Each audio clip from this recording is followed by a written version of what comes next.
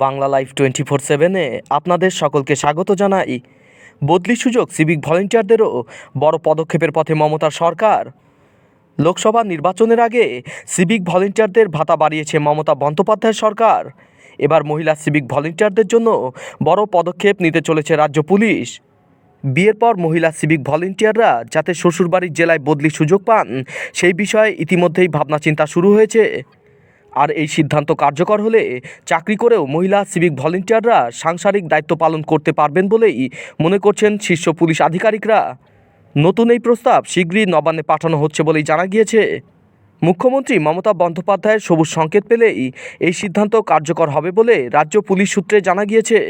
গত কয়েকদিন আগেই রাজ্য বাজেট পেশ করেছেন রাজ্যের অর্থমন্ত্রী চন্দ্রিমা ভট্টাচার্য, যেখানে সিভিকদের বেতন বৃদ্ধির কথা ঘোষণা করা হয়েছে। প্রায় 1000 টাকা বেতন বৃদ্ধির কথা বলা হয়েছে। এই জন্য 180 কোটি টাকা বরাদ্দ করা হয়েছে সরকারের তরফে। শুধু তাই নয়, রাজ্য পুলিশ প্রশাসনে সিভিক ভলেন্টিয়ারদের চাকরির সুযোগও বাড়ানো হয়েছে। সংরক্ষণ 10% থেকে বাড়িয়ে 20% করা হয়েছে। এবার মহিলা সিভিক ভলেন্টিয়ারদের কথা ভেবে বড় পদক্ষেপের পথে রাজ্য পুলিশ।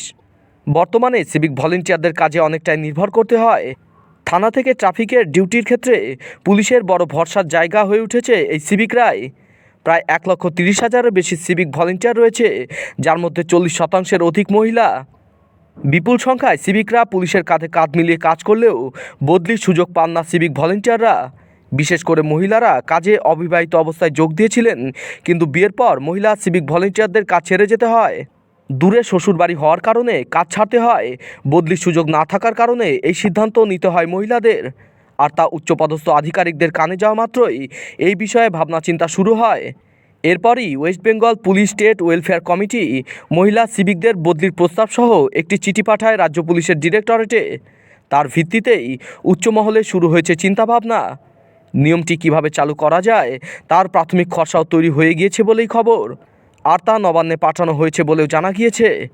সেখানে সবুজ সংকেত মিললেই এই বিষয়ে কাজ শুরু হবে বলেই জানা গিয়েছে।